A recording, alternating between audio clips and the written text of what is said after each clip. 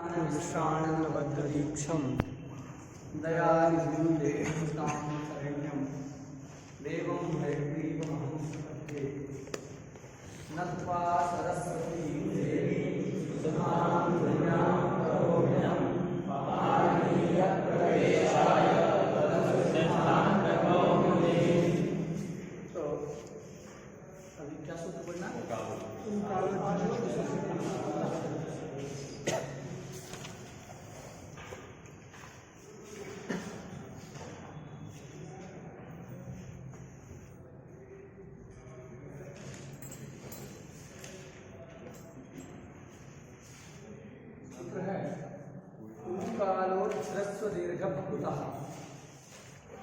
इस सूत्र में 3 पद हैं। कालः यह प्रथमैक वचनांत पद है। अच यह भी प्रथमैक वचनांत पद है। ह्रस्व दीर्घम प्लुतः यह भी प्रथमैक वचनांत पद है। यह संज्ञा सूत्र है और हम जानते हैं कि संज्ञा सूत्र में 2 दल होता है, एक संज्ञा दल और दूसरा संज्ञा दल। तो यहाँ ये जो ह्रस्व दीर्घम प्लुतः लिख रहा है यह संज्ञा दल है तथा उकार अच इतना संगी दल।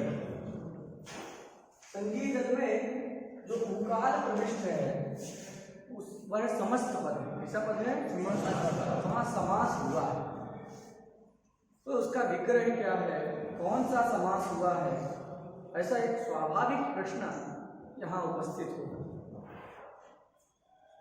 देखिए यहाँ उकाल में इतरेतर योग द्वंद्व गर्भित बहुव्रीहि समास।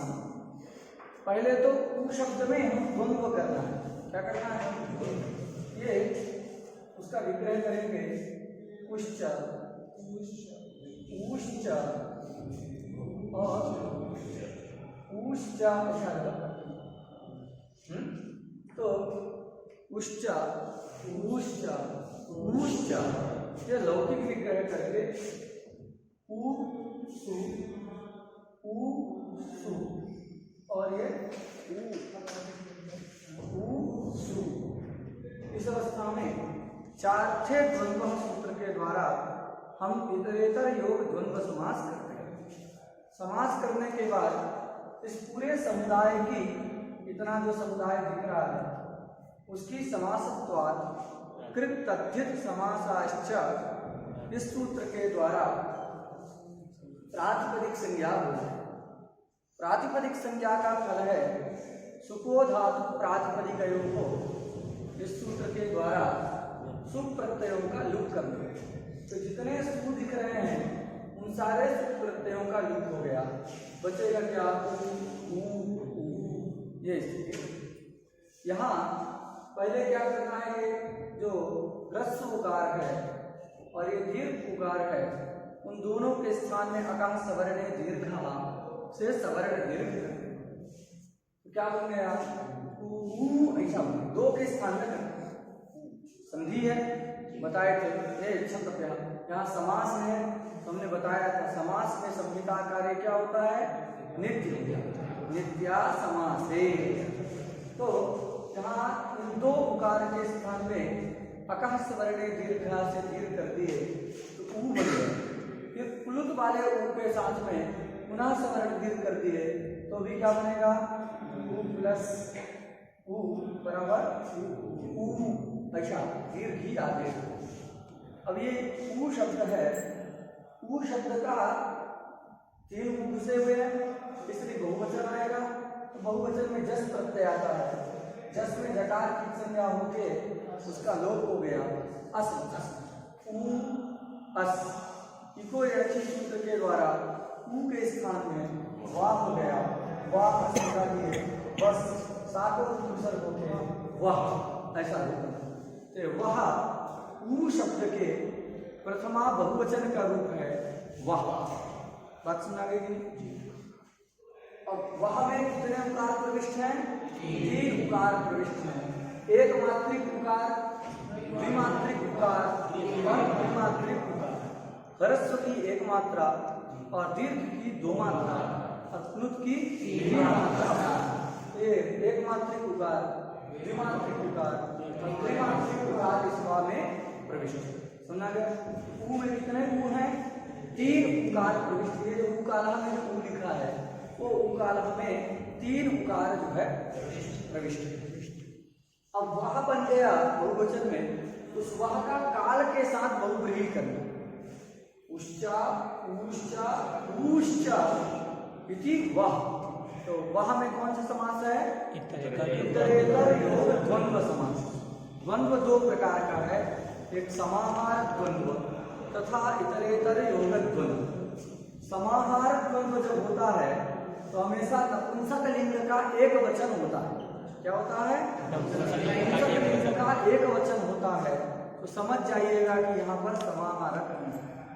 और जहाँ इतरेतर योग होता है वहाँ या तो द्विवचन होगा या बहुवचन होगा।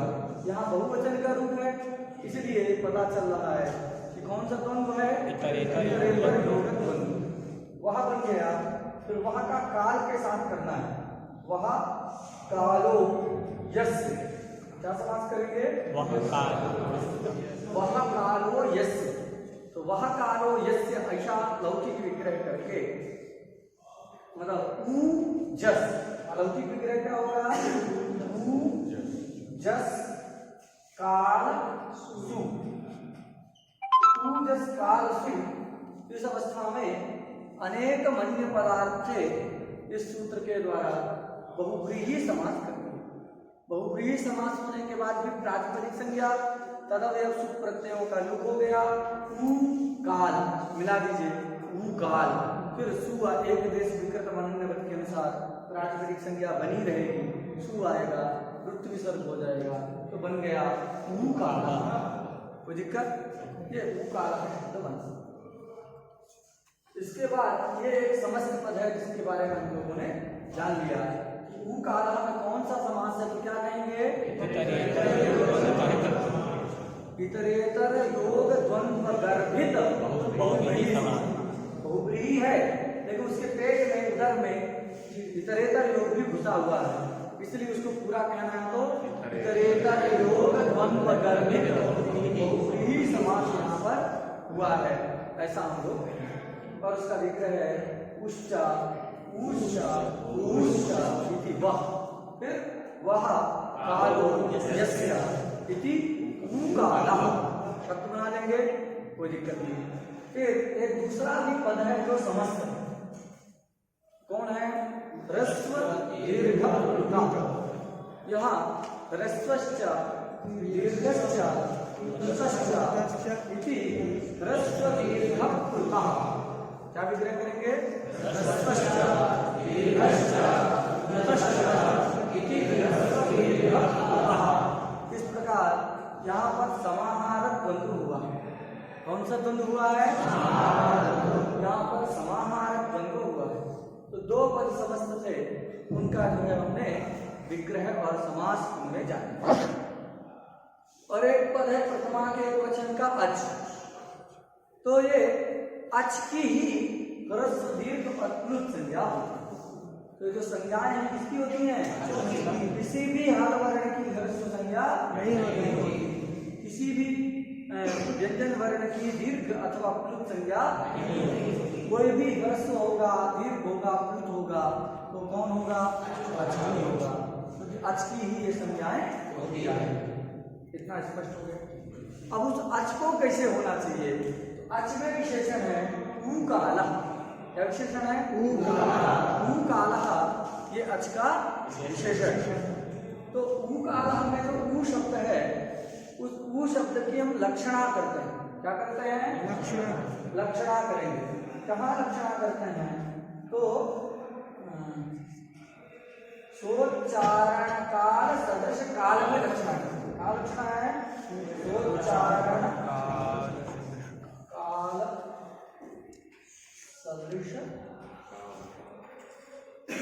काल। तो ऊ शब्द काल को नहीं छूना है, काल वैसे ही रहेगा। ऊ शब्द का ही अर्थ क्या करना है हमको? सोच्चारण काल सदृश काल। मैं अंतिम में काल नहीं जाना है, काल को लिखा है सोच्चारण काल सदृश। ऊ शब्द की किसमें लक्षणा करना है? सोच्चारण काल सदृश में लक्षणा करना है। समझा कि ये लक्षणा जो ना जानते हम बता दें, शब्द की एक वृत्ति है लक्षणा। जब शब्द के से मुख्य अर्थ का बोध संभव ना हो, कुछ उसके अन्वय करने में बाधा हो, तो हम लक्षणावृत्ति के द्वारा उस शब्द का दूसरा अर्थ भी स्वीकार कर लेते हैं। जैसे गंगायाम घोषः, ये उदाहरण उसका प्रसिद्ध है। गंगा में घोष, घोष मतलब कुटिया, घास फूस की बनी हुई कुटिया, ये जो है गंगायाम घोषा का मतलब। लेकिन बताइए उस गंगा में जो है घोष रहेगा? नहीं रहेगा, वो तो बह जाएगा। तो यहाँ आधाराधेय भाव संबंध से अन्वय नहीं होगा। आधार किसको कहते हैं? जहाँ रहे कुछ वस्तु उसको आधार कहते हैं, और जो रहता है उसको आधेय। जैसे देखिए टेबल है, टेबल में हमने मार्कर रखा, तो मार्कर टेबल में रह रहा है, तो मार्कर का आधार क्या हो गया? टेबल। और ये मार्कर क्या हो गया? आधेय हो। इन दोनों के बीच का संबंध क्या है? आधाराधेय भाव संबंध। आधाराधेय भाव संबंध दोनों के बीच में है। अब गंगायाम घोषा कह रहे हो, तो गंगा घोष का आधार कभी भी गंगा बन नहीं सकता। तो यहाँ पर गंगा मतलब जल प्रवाह, तो जल प्रवाह में तो घोष कभी रह नहीं सकता, इसलिए घोष और जल प्रवाह के बीच में आधाराधेय भाव संबंध से अन्वय नहीं हो सकता। इसीलिए वहां हम लक्षणा मानते हैं गंगा शब्द। तो गंगा शब्द की किसमें लक्षणा करते हैं? तीर में लक्षणा करते हैं। गंगा शब्द की जो है तीर में, तट में लक्षणा करते हैं कि गंगा शब्द का यहाँ अर्थ क्या है? गंगा तीर। गंगा शब्द का अर्थ क्या है? गंगा तीर। तो गंगायाम घोषा का मतलब क्या होगा? गंगा तीरे घोषा अथवा तीरे घोषा, दो पक्ष। तीर में लक्षणा करते हैं एक पक्ष, दूसरा गंगा तीर में लक्षणा होती है दूसरा पक्ष। तो जब गंगा तीर में गंगा शब्द की लक्षणा होगी तो अर्थ होगा गंगा तीरे घोषा, अथवा तीर में लक्षणा करेंगे तो तीरे घोषा। इस प्रकार का बोध हो जाता है, लक्षणा से हो जाता है। तो यहाँ पर भी ऊ शब्द की किसमें लक्षणा है? सोच्चारण काल सदृश काल में, सोच्चारण काल सदृश में ऊ शब्द की लक्षणा है। ऊ शब्द जैसे भी गंगा शब्द का अर्थ क्या हो गया? लक्षणा से तीर हो गया। उसी प्रकार ऊ शब्द का लक्षणा के द्वारा क्या अर्थ हो जाएगा? सोच्चारण काल सदृश काल। स्वम से किसको लेना है? तो स्वम से ऊ को ही लेना है। स्वम से किसको लेना है? ऊ को ही लेना है। तो अब क्या होगा? स्वा को हटा के ऊ कर देना। ऊ इत्यस्य उच्चारण काल सदृश। समझा गया? और एक काल अलग से है, इसको बाद में जोड़ देंगे। ऊ के उच्चारण का जो काल, ऊ शब्द के उच्चारण का जो काल, समय, कितने समय उसका उच्चारण करने में लगता है। अथवा काल का मतलब ले लीजिए मात्रा। काल शब्द क्या है यहाँ? काल का अर्थ है मात्रा। तो उकार, स्व मतलब उकार, उकारोच्चारण काल, उकार के उच्चारण की मात्रा। वर्णों को मात्रा में बांटे हैं, एक मात्रा, आधी मात्रा, दो मात्रा, तीन मात्रा, ऐसे वर्णों के की मात्रा होती है। तो यहाँ उकार उच्चारण काल मतलब उकार के उच्चारण की जो मात्रा, उसके सदृश काल मतलब मात्रा वाला जो अच होगा वह क्या होगा? ह्रस्व दीर्घ प्लुत संज्ञक होगा। सुना गया?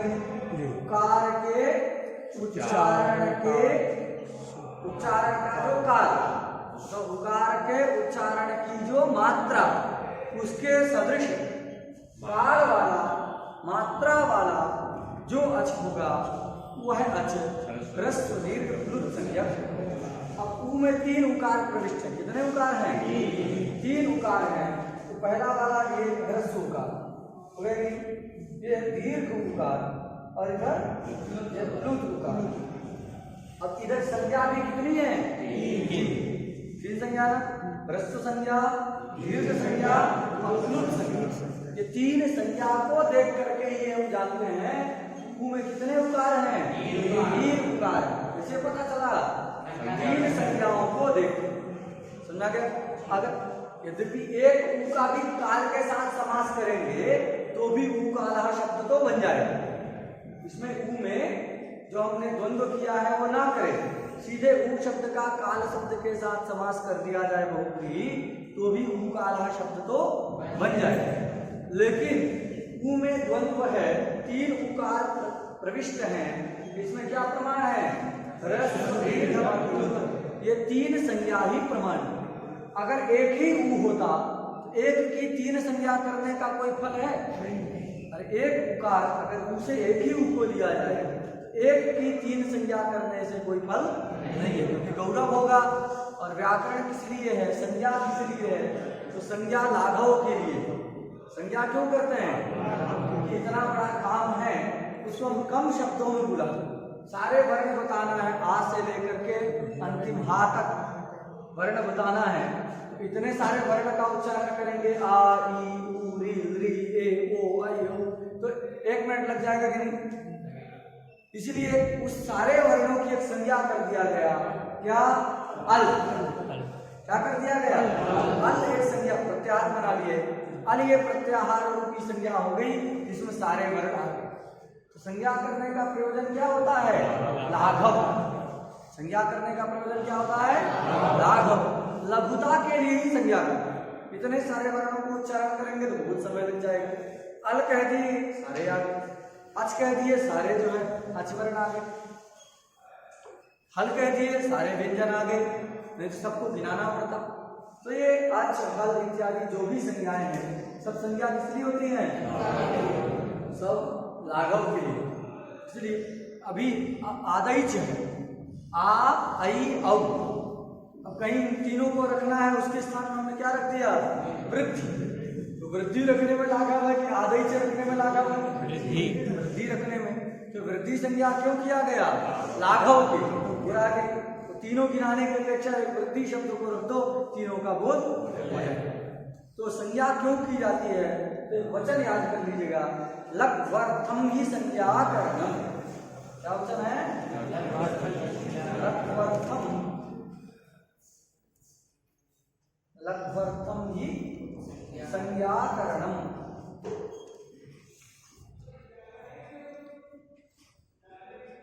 ये भाष्यकार का वचन है, लघ्वर्थम ही संज्ञा करणम।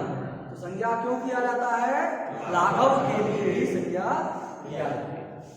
तो फिर अगर ये तीन संज्ञा एक ही करने से कोई फल नहीं, कहोगे इतनी बड़ी एक ही संज्ञा मान लिया जाए, ह्रस्व दीर्घ प्लुत नाम की एक संज्ञा।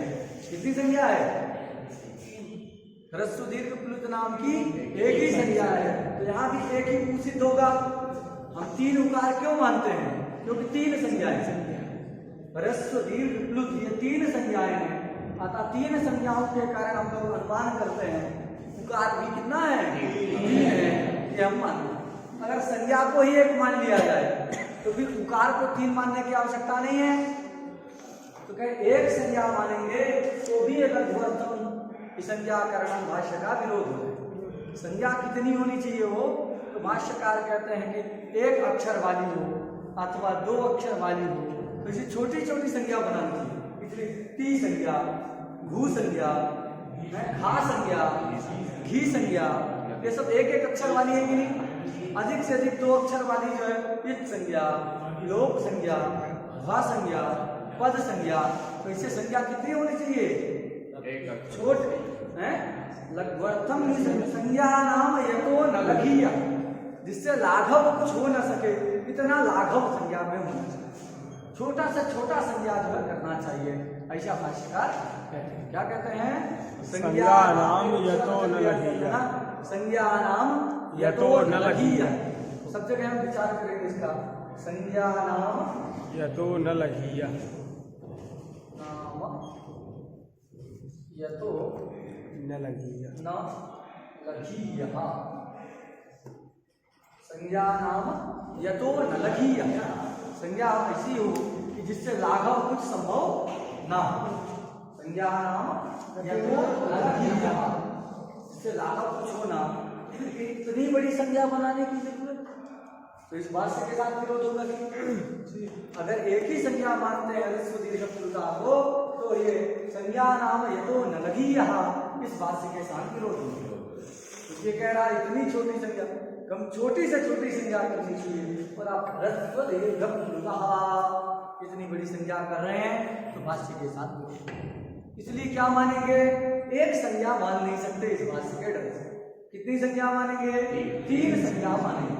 और जब 3 संज्ञा मानेंगे तो संज्ञा 3 है तो संगी भी कितना होगा, 3। संज्ञा को देख करके संगी भी 3 है, ऐसा हम लोग अनुमान करेंगे। इसीलिए ऊ में हम द्वंद्व समास स्वीकार करते हैं। बात सुना गया। अब ये प्रत्येक के साथ जोड़ना, ऊ मतलब 3 ऊ, उन तीनों ऊ के साथ काल जुड़ जाएगा। क्या जुड़ जाएगा, काल जो है। देखो एक नियम हम बताए, ना नियम तो लिख लीजिएगा। द्वंद्वान्ते श्रूयमाणं पदम प्रत्येकम अभिसंबध्यते। क्या नियम है, द्वंद्वान्ते श्रूयमाणं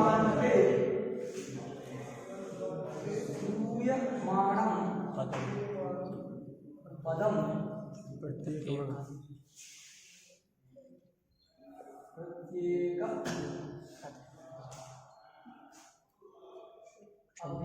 संबद्धते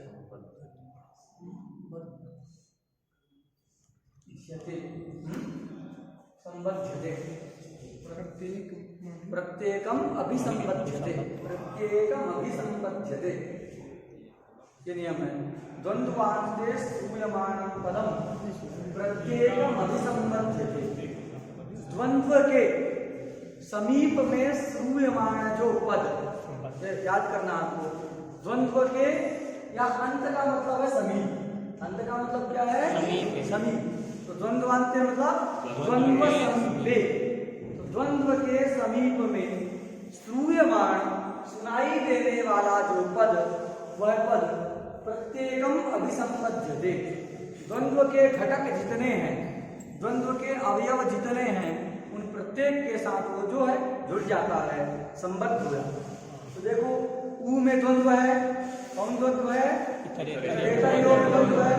उसके समीप में श्रूयमाण पद क्या है, काल। उसका प्रत्येक के साथ के उच्चारण की जो मात्रा, तत्सदृश मात्रा वाला एक काल बच रहा है।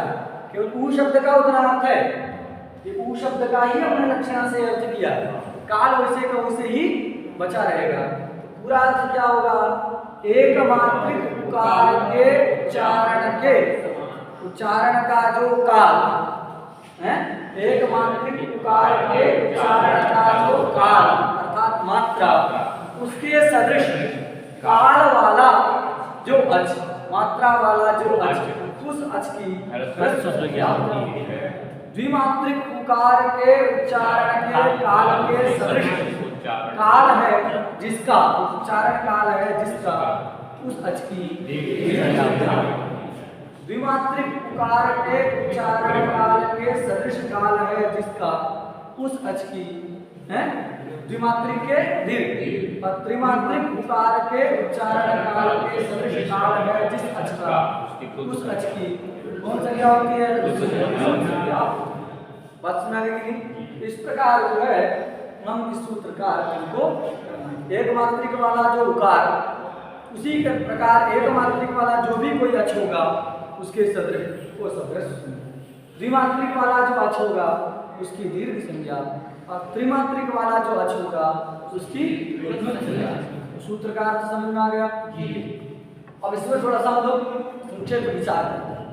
अच क्यों रखा है, अच इसलिए रखा है कि हर वर्ण की ये ह्रस्व दीर्घ आदि संज्ञाएं इसलिए रखा ना। अच क्यों रखा, हल की ना हो, अच की ही हो, इसलिए क्या रखा है, अच ग्रहण किया गया। अब आप सोचेंगे भैया अच तो एकमात्र, हल जो व्यंजन होता है वो तो हमेशा आधा मात्रा वाला ही होता है, कोई संज्ञा प्राप्त है नहीं भाई, एक मात्रिक होगा तो ह्रस्व प्राप्त हो, व्यंजन 2 मात्रिक होगा तो दीर्घ प्राप्त, व्यंजन की अगर 3 मात्रा होगी तो प्लुत संज्ञा प्राप्त। लेकिन स्वभाव क्या है कि व्यंजन हमेशा अर्धमात्रिक होता है, तो जब अर्धमात्रिक व्यंजन होता है तो उसकी जो है क्या होगा, कोई भी संज्ञा प्राप्त ही नहीं है। फिर व्यंजन को रोकने के लिए हल को रखने की क्या आवश्यकता है, अच को रखने की क्या जरूरत है। बात सुना गई प्रश्न कि अगर अयम हल वर्ण, कोई हल वर्ण एक मात्रिक अथवा द्विमात्रिक या त्रिमात्रिक होता तब तो ये ह्रस्व दीर्घ प्लुत इनमें से कोई संज्ञा प्राप्त होती। लेकिन व्यंजन हमेशा क्या रहता है, अर्धमात्रिक रहता है, तो उसकी कोई संज्ञा प्राप्त ही नहीं है। तो उसको रोकने के लिए अच ग्रहण करने की क्या जरूरत है। एक ऐसा व्यंजन है, एक ऐसा व्यंजन है जहां पर एक मात्रा कैसे, कौन सा व्यंजन है, तो एक क्ष, हम हलंत लगा रहे हैं, इसके बाद भी इसमें क्ष कैसे बनता है, का और सा को मिला करके क्ष बनता है, का श क्ष, का श संयोगे क्ष, का की अर्धमात्रा, शा की अर्धमात्रा मिला दिए तो एक मात्रा। तो ये इस प्रकार जो संयुक्त व्यंजन है वो एक मात्रिक हो गए। अगर अच नहीं रखते तो अर्थ होता है एक मात्रिक उकार के उच्चारण काल के सदृश जो भी वर्ण है उस वर्ण की ह्रस्व संज्ञा। तो इस शा की भी कौन संज्ञा होने लगती है, शा की भी ह्रस्व संज्ञा होने लगती है। बात सुनाए हो जाएगी तो मानी क्या है, तो प्रयोग बनता है प्रतरक्ष, प्रतरक्ष अथवा प्रत्यक्ष, ये राम डालेंगे प्रत्यक्ष प्रतरक्ष, तो प्रत्यक्ष प्रयोग। अब यहाँ पर क्या है, ये क्षा एक मात्रिक हो गए तो उसकी और ये लट प्रत्यय पर भी एक मात्रिक हो गया तो ह्रस्व संज्ञा हो जाएगी, और ह्रस्व संज्ञा हो गया तो सूत्र है ह्रस्वस्य इति कृति तुक, तो तुक होने लगेगा इसमें और का। इसलिए एक मात्रिक इस क्षा की भी क्या नहीं करना है, ह्रस्व संज्ञा नहीं हो जाएगा तो तुक आगम होने लगेगा। इसलिए ह्रस्व संज्ञा रोकना है, उस ह्रस्व संज्ञा को रोकने के लिए क्या रखा गया, अच रख दिए। अच रख दिए तो नहीं होगा क्योंकि ये क्या है, हल है, वो अच नहीं है, उसकी ह्रस्व संज्ञा विचार करिए। तो ये जो है हम लोगों ने जाना, थोड़ा सा ह्रस्व दीर्घ प्लुतः पद को भी समझिए। आप ध्यान नहीं दिए लेकिन हमने बताया था, क्या बताया, ह्रस्व दीर्घ प्लुतः में समाहारक द्वंद्व बताया। एक बात और हमने बताई, क्या समाहारक द्वंद्व में हमेशा नपुंसक लिंग का एक वचन होता है। तो आप बताया था कहीं, लेकिन आपने उसको ठीक से नहीं लिया, इसलिए आपके मन में प्रश्न नहीं हुआ कि ये पुल्लिंग कैसे। अगर समाहार ही है तो फिर पुल्लिंग नहीं होगा, पुल्लिंग है तो फिर समाहार नहीं होगा। तो सूत्र क्या है, सनपुंसकम, क्या सूत्र है, वो कहता है समाहार अर्थ में जो समास होता है उससे क्या होता है, हमेशा नपुंसक लिंग के एक वचन में होता है। कहाँ होता है, नपुंसक लिंग एक वचन।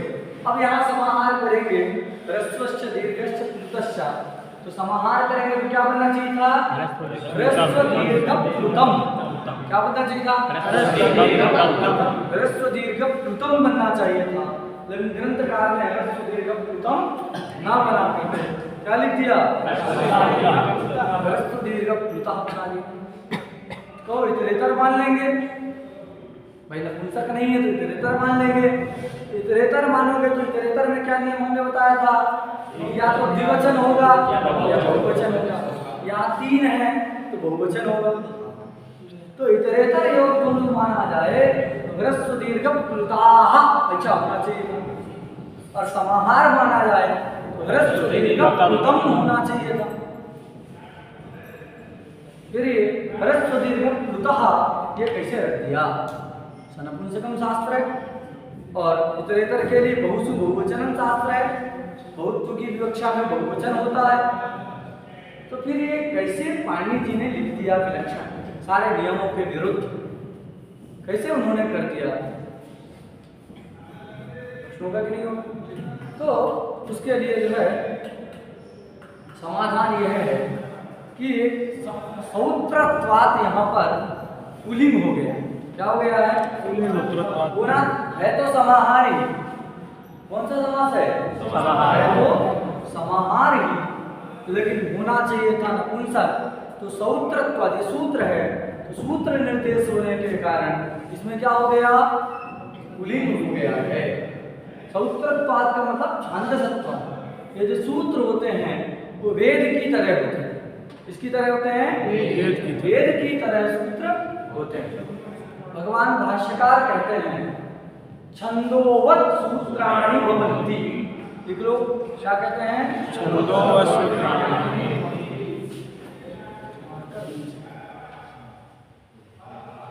छंदोवत सूत्राणि भवन्ति। सूत्राणि भवन्ति। सूत्राणि मतलब व्याकरण के सूत्र हो, सांख्य योग वाले नहीं। न्याय वैशेषिक कौन से सूत्र लेना है? व्याकरण। व्याकरण के सूत्र किसकी तरह होते हैं? छंदोवत होते हैं। छंद मतलब वेद। वेद का एक नाम है छंद। तो छंदोवत सूत्राणि भवन्ति। सूत्र जो है छंद की तरह, वेद की तरह होते हैं। इसका मतलब क्या है कि वेद का उच्चारण करने से जितना पुण्य होता है वो सारा पुण्य जो है सूत्रों के उच्चारण करने से भी होता है। वेद में क्या है कि नहीं? सूत्रों के लिए कहा गया सर्व वेद पारायण जम पुण्यम लभते। सर्व वेद पारायण जम पुण्यम लभते। सभी वेदों के पारायण करने से जो पुण्य होता है वह पुण्य इन सूत्रों के पारायण करने, व्याकरण सूत्रों के पारायण करने से भी समानता होगी। और वेद में क्या होता है? एक समान। वेद में क्या होता है कि वो जैसे लिखा रहता है वैसे ही सही रहता है। आपका व्याकरण उसमें लगे चाहे ना लगे, लेकिन वो वेद क्या है? साधु। हम जानते हैं कोई अकारांत शब्द होगा तो उसके तृतीया बहुवचन में क्या बनता है? रामई ही प्रयोग बनता है, मंत्रई ही प्रयोग बनता है कि अगर आप वहां मंत्रई के स्थान में क्या कर दें? मंत्रे भी प्रयोग कर दें तो साधु होगा। रामई के स्थान में रामे भी कर दें तो साधु होगा। लेकिन वेद में साधु। वेद में जो है आप खूब परिचित हैं, एक शब्द है कर्ण। कर्ण मतलब कान। अकारांत शब्द है, रूप बनना चाहिए तो कर्णे ही, लेकिन वेद में लिखा है कर्णे ही। वज्रं कर्णे है कि नहीं? तो अब वेद में वो लिखा है, आप कहोगे सूत्र तो है, आप विश्व आकार से परे विश्व होता है, सूत्र के अनुसार अशुद्ध है। तो वेद में जो जैसे है वैसे ही उसके साधुत्व की कल्पना करना आपका काम। व्याकरण को देख करके सूत्र नहीं, वेद नहीं बदलता।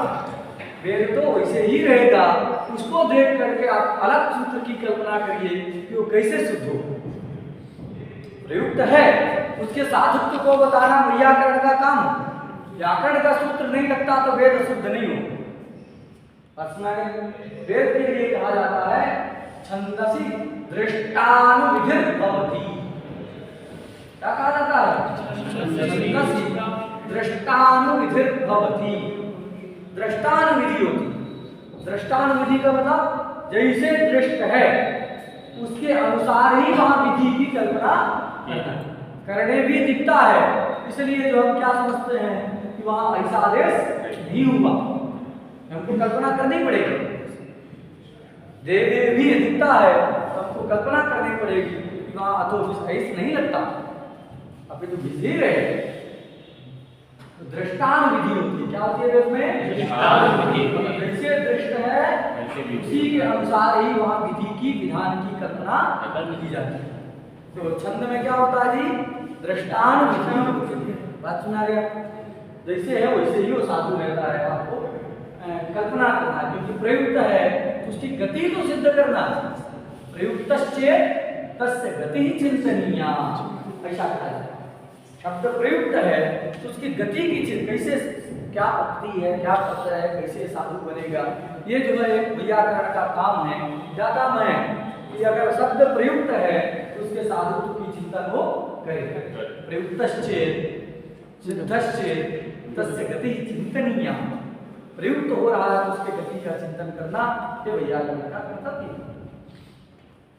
तो प्रयुक्त जो है वेद है करने भी, तो उसके लिए बहुलम छंदसी ऐसा व्याकरण कल्पना करते हैं। छंद में बाहुल्येन ऐसा आदेश होता है, क्वचित नहीं भी होता, और तो मतलब क्वचित अप्रवृत्ति हो गया, इसलिए करने भी बने। तो यहाँ पर भी ये सूत्र है, और सूत्र भी क्या होता है, वेद की तरह होता है, छंदोवत। तो जैसे छंद में दृष्टांत होती है, वैसे ही सूत्रों में भी क्या होगी, दृष्ट एक वचन है, एक वचन के साधुत्व के लिए हम कहेंगे सौत्रत्वाद महापद, पुलिंग हो गया, होना चाहिए तो नपुंसक लिंग। समाहारक द्वंद्व जब किए तो होना क्या चाहिए था, नपुंसक लिंग होना चाहिए था, लेकिन सौत्रत्वाद यहाँ पुलिंग हो गया है। इस प्रकार की यहाँ उनको कल्पना, तो प्रयोग साधु ही है, उसके असाधु की कल्पना। लेकिन ये नियम याद रखिएगा, बहुत सारे जगह आपको काम देगा परीक्षाओं में, तो याद नहीं है कौन सा द्वंद्व है क्या है, तो ट्रिक जब आपको याद रहेगा कि समाहार में क्या होता है, होता है और एकवचन होता है। समाहार में इतरेतर में क्या होता है, द्विवचन होगा, लिंग का निश्चय नहीं। इतरेतर में पुल्लिंग भी होता है, स्त्रीलिंग भी होता है, नपुंसक लिंग भी होता है। तो सभी लिंग जो है उसमें होते हैं, लिंग के लिए व्यवस्था नहीं है, लेकिन वचन के लिए व्यवस्था है। दो है तो द्विवचन, बहुत है तो बहुवचन। इस प्रकार हमने सूत्र का अर्थ पढ़ा, क्या क्या हो गया, एक मात्रिक उकार के उच्चारण के सदृश काल है जिस अच का, वह अच है। द्विमात्रिक उकार के उच्चारण के सदृश काल है उस अच की दीर्घ संज्ञा है। त्रिमात्रिक उकार के उच्चारण काल के सदृश काल है जिस अच का दीर्घ संज्ञा। ये अर्थ कैसे निकला, तो आपको एक तरीका याद रखना है। यहाँ उकार हमें पहले द्वंद्व है इतरेतरयो, फिर काल के साथ वह कालो यस्य, ये उसका विग्रह, और द्वंद्वान्त सूर्यमाणम के अनुसार काल को प्रत्येक के साथ जोड़ना है। उकाल उकाल उकाल ऐसा बनेगा, और सब जगह उकी सोच्चारण काल सदृश में लक्षणा है, तब कहीं जाकर के अर्थ तो दिक्कत। आगे वृत्ति में देखिए क्या लिखते हैं वहां, वाम काल इव कालो यस्य, क्या लिखा, वाम काल इव कालो यस्य। वाम लिखा है, हमने क्या लिखा है, लिख रहे हैं वह कालो यस्य, ऐसा लिखा है, अलग अलग हो गया। तो आप जान लीजिए विग्रह तो वह कालो यस्य ऐसा ही है। क्या विग्रह है,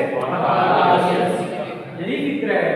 और वाम कालो इव कालो यस्य, ये जो लिखा है वह उसका फलितार्थ क्या है, फलितार्थ करना है। बहुब्रीहि समास में प्रायः प्रथमांत पदों के साथ ही विग्रह होता है। इसके साथ होता है, नियम है, बहुब्रीहि समास में प्रायः प्रथमांतों का ही विग्रह होता है। अब वाम काल इव कालो करोगे तो वाम कहाँ का है, षष्ठी बहुवचन का। इसी प्रकार तू कर लिए दीर्घ जब हो गया तो फिर आम लाओगे, यणादेश कर दिए तो वाम बन गए, जस लाए थे तो वह बन गए। तो वह के साथ जब विग्रह कर रहे हैं वह कालो यस्य, तो क्या है, प्रथमांत के साथ होगा। और वाम काल इव कालो यस्य ऐसा यदि विग्रह करोगे तो षष्ठ्यंत के साथ होगा। तो नियम क्या है कि प्रायः प्रथमांतों का ही बहुब्रीहि होता है, ऐसा नियम। इसलिए प्रथमांतों का बहुब्रीहि होता है, इसलिए क्या करना है कि वह कालो यस्य ऐसा ही विग्रह करना, बहुब्रीहि समास का विग्रह करना है। वाम कालो यस्य विग्रह नहीं है। क्या है फिर, फलितार्थ। सूत्र का तात्पर्य किसमें है, तो वाम काल 3 गु है, इसलिए जो वाम काल यस्य ये फलकार सूत्र का अर्थ जान गए हैं। एक मात्रिक उकार उच्चारण काल सदृश कालवता है, कालवान योग अच्छ सदृश संज्ञक हो। द्विमात्रिक उकार उच्चारण काल सदृश कालवान योग अच्छ तो दीर्घ संज्ञक हो होती। द्विमात्रिक उकार उच्चारण काल सदृश कालवान योग अच्छ सप्लुत संज्ञक हो होती। इस प्रकार ये संज्ञाएं होंगी। इनका फल आगे हम लोग पढ़ेंगे। संज्ञा का क्या फल है, तत्त सूत्र के द्वारा ह्रस्व का विधान भी किया जाएगा। अभी केवल ये ह्रस्व संज्ञा का मतलब हम बताए थे नाम। ह्रस्व किसको कहते हैं कि इस सूत्र से पता चला, जो एक मात्रिक जिसका उच्चारण काल है ऐसे को ह्रस्व कहते हैं। जिसका द्विमात्रिक उच्चारण काल है उसको दीर्घ कहते हैं। जिसका उच्चारण काल 3 मात्रिक वाला है उसको क्या कहते हैं, दीर्घ कहते हैं। यहाँ उन्होंने ऊ काला क्यों लिख दिया उदाहरण के लिए, तो जिस समय पार्टी की सूत्र बना रहे थे प्रातः काल में उस समय मुर्गा बोला उसमें ऊ जो उनको सुनाई दिया, तो उनको जो बोलता है उसमें ऊ सुनाई दिया, इसलिए ऊ को ही रखा, नहीं तो आ ही पहले उपस्थित है। वर्ण समानता है पहले क्या उपस्थित है, आ काला कह देते, ऊ काला क्यों कहा, तो भगवान पाणी जब ब्रह्म मुहूर्त में सूत्र बना रहे थे तो वहाँ ध्वनि सुनाई दी और उसी को उदाहरण मान करके उन्होंने ये ह्रस्व संज्ञा सूत्र में उनको पहले पूछो। क्लियर हो गए नहीं? तो ये जो है उच्चारण का काल है।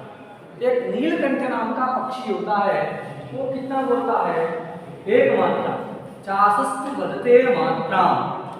चास संस्कृत में कहते हैं नीलकंठ को चास, वो जो बोलता है उसकी जो ध्वनि होती है वो एक मात्रिक होती है। चासस्तु बदते मात्रा।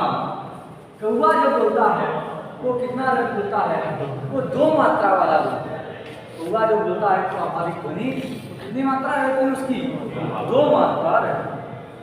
द्विमात्रम त्वेव वायस, द्विमात्रम त्वेव वायस। और सिखी रहू जगह नहीं है, बताने का नहीं है, लिख लो, नहीं तो सुन करके लिख लेना, हो वीडियो डाल देंगे।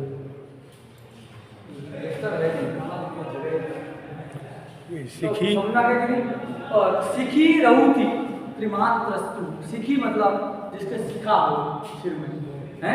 देखो हमारे यहाँ पशु पक्षी भी सिखा रखते थे, आजकल लोग नहीं रखते हैं सब सिखा है कि नहीं। मुर्गा के सिखा रहता ना ऐसा सिखा, उसको कहते हैं सिखी। तो सिखी रहूती त्रिमात्रस्तु, सिखा जो सिखी जो मुर्गा है 3 मात्रा का होता है। और नकुलस वर्धमात्रिक जो नेवला है वो आधी मात्रा वाला होता है।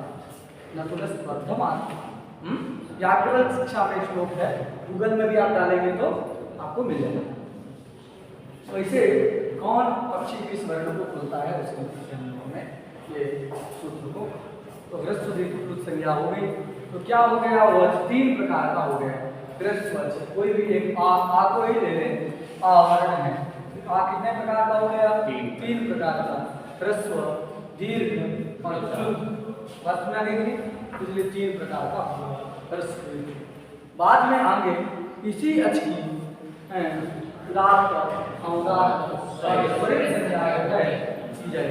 उसको तीनों संज्ञाओं को हम कल आज नहीं करते।